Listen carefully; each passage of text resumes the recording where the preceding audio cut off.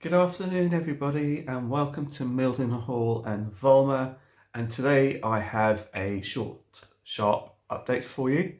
It's not going to be one of my lengthy ones, just purely because I think for some people it might be a bit too much. So I'm just trying to gauge whether or not the videos are a bit too long or whatever. But generally speaking, I have a fair amount to say in any case. But today I've just got a lot more to show you, and so we're going to just spin you around and crack on with that. So see you on the other side. So this is the start of my extension area that I've been working on. I've put a backboard in and some back seams here. I haven't painted this up yet, so it's going to be painted up. And there's also going to be a lid that's going to go right over the top of all of this. I've also got this handle, which I got salvaged from some of my old Chester drawers that I had when I bought from Argos when I was over at Berringer Districts.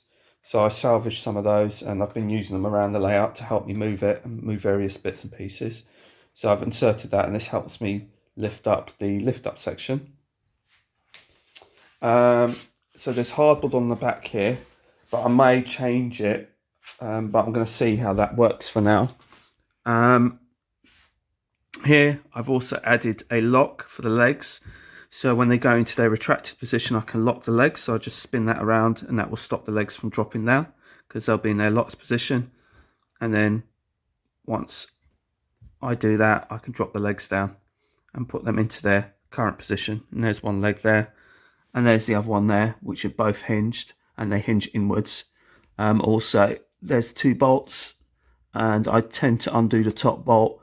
That just drops down and that allows me to retract the legs. At the moment this is just like locked in place, so if I inadvertently hit it, the whole layout isn't going to come tumbling down on me.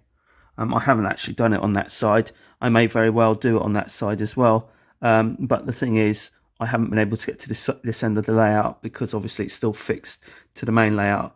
So that'll be one of my jobs soon, to actually separate this section from the main layout so I can gain access to this end. Over at this end, I've started pretty much curving this backboard, and it's a piece of hardboard, which is glued, which you've seen the last time, but what you haven't seen is the fact that I've now added these buildings from Townseam, and it's backgrounds of distinction sheet 1. I may get some more, and this is one of the buildings that I've still got left to use, and some of these here I've still got some more over the far side, and I've actually got round to painting the fencing as well. That fencing will continue all the way to the station platform, and the background will wrap round to meet that end there, so it's basically one continuous back seam. I've decided to add the station and everything in because I just wanted to see how it all looked. So I just wanted to see if I liked it or not. One of the things I've come up which occurred to me that I might do is on this curve here, this outside curve, I might outside edge I should say, is I might actually do a bit of super elevation to see if I can tilt the train slightly a bit closer to the platform, and I think that might work a bit better. So I'm going to try experimenting with that to see whether that will work or not. And also I think it might be quite good for filming to have that kind of slight elevation. But I haven't tested that yet. I've got this building here. I'm not sure if I'm going to be using this one. There is another option. I was thinking of possibly using this building. I do like it, so I'm thinking of using this one, but I've got an Art Deco one which I think might actually fit better because it's a low relief and I could put it right up against the background. Whereas here I can't seem to get a decent position for it that I actually like, so I'm not too sure whether I'm going to leave it like that or not, or whether I'm going to use this building. So I haven't quite decided yet. I also haven't decided whether I'm going to do this one as modern image in terms of my current fleet of present day stock, or whether I'm going to backdate this particular section back to NSE as I got all the signage and everything for it already. My Art Deco station is actually Network South East colours, and I will be running my 2 EMUs through here as Blue Grey and Network South East, and the actual Network South East one, and also my Class 50s and things. So I'm thinking of maybe doing this side of the layout as a bit of a Network Southeast theme, and having the other side as the modern theme, since I run both. So I'm not quite sure yet, but I'm tending to go that way. I'm quite liking that idea. On this side, I've started doing some papier-mâché a la John Warner.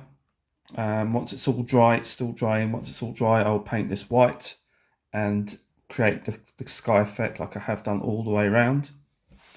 I've also created a position for the signal box.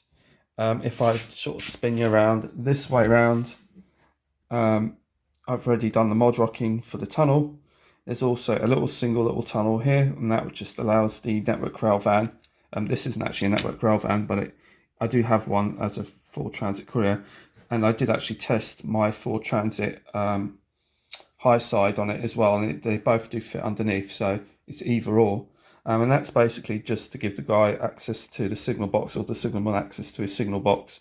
So there's actually a route for him to get there. So you kind of put embankment all the way around, and you're kind of wondering, well, how does he actually gain access to the signal box? So that's why I wanted to do that. So it's kind of like it goes off. So that's kind of my view of it. The last bit to tell you is this is actually quite close, but my trains do clear it. I have put a chamfer on it, but the thing being with this is because I'm planning on putting a lid on this. Because I'm planning on putting a lid on it, it's got to stay straight and level, so I can't really contour it down because otherwise the lid won't sit properly. And I actually did leave a gap, but it was quite tight. But luckily, they do clear it. I'm not particularly overly happy with it, to be honest, but I am going to leave it.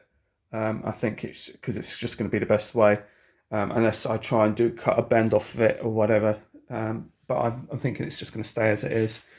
All the trains clear it. My long Mark III coaches get around that okay, so it's fine, and my 158 gets around it, and they're probably pretty much my most longest sort of stock. So that's how it looks at the moment, and that's how it looks from that side. This is how it looks sort of from this side. And like I said, that sky scenery will wrap around to meet that end. And then all those buildings will basically be wrapped around all the way around here and around the back of the station. So that's how that's going. So it's going to be kind of like a little mini town over on this side. So that's what I'm going to be doing. So I hope you enjoyed this video, and until the next time, it's goodbye from Millhall and Vollmer, and thank you very much to all those who commented on my last video, as I really, really do appreciate your comments. And like I said, I just thought I'd just give you a brief update as to what's been going on. So until the next time, it's bye from Mildenhall and Vollmer. Bye-bye.